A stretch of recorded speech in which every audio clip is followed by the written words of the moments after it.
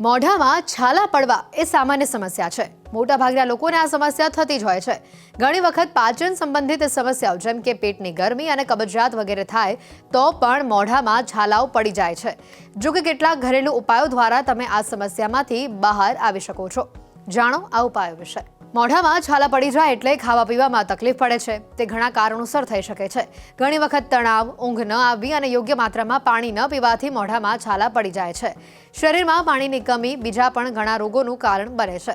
મોઢામાં છાલા પડવાના કારણો: દાંતની ઈજાના કારણે, ફંગલ ઇન્ફેક્શનના કારણે, ખાવાની એલર્જીના કારણે, વિટામિનની ઉણપના કારણે, પેટ સાફ ન થવાના કારણે, વધુ પડતા મસાલાવાળો ખોરાક ખાવાના કારણે, દાંતની સાફ સફાઈ ન થવાના કારણે.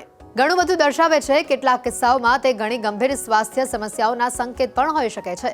આવી સ્થિતિમાં તમારે સાવચેત રહેવાની જરૂર છે, કારણ કે કેટલીક વાર તે એલ્સરેટિવ કોલાઇટિસ અને ક્રોનિક રોગ જેવી ગંભીર સ્થિતિના સંકેત પણ હોઈ શકે છે. વારંવાર મોઢામાં ચાંદા પડવાથી સ્વાસ્થ્ય સંબંધિત સમસ્યાઓ સૂચવે છે, જેમ કે પિત્ત અસંતુલન, નબળા આંતરડા, આરોગ્ય, અપૂરતી ઊંઘ, તણાવ, પેટમાં ગેસ, કબજિયાત, નબળી રોગપ્રતિકારક શક્તિ, શરીરમાં પોષણનો અભાવ, ખાવાની ખરાબ આદતો. જ્યાં સુધી તમારા મોઢાની ચાંદા સારા ન થાય ત્યાં સુધી તમારે ખોટા અને મસાલેદાર ખોરાક લેવાનું ટાળવું જોઈએ, જેમ કે લસણ, મરચું અને આદુ સંયમિત રીતે ખાવો. તમારું મોઢું સાફ રાખો, વધુ પડતું પાણી પીવો અને હાઇડ્રેટેડ રહો. સાથે જ તમે કેટલાક ઘરગથ્થુ ઉપચાર પણ કરી શકો છો, જેથી કરીને મોઢામાં પડતા છાલા કે ચાંદીમાંથી તમને જલ્દીથી રાહત મેળવી શકાય. નવશેકા પાણીમાં 1 ચમચી બેકિંગ સોડા નાખીને 2 થી 3 વાર કોગળા કરો. ફટકડીના પાણીથી કોગળા કરો. નવશેકું પાણી પીવો. ઇલાયચી અને હળદરનું સેવન કરો. આ ઘરગથ્થુ ઉપચાર પણ તમારા છાલા કે ચાંદીની સમસ્યામાંથી તમને ઝડપથી રાહત અપાવશે. આજના જમાનામાં ફાસ્ટફૂડનું ચલણ વધતા મોઢામાં પડતા ચાંદાની તકલીફો ખૂબ વધી જવા પામેલી છે.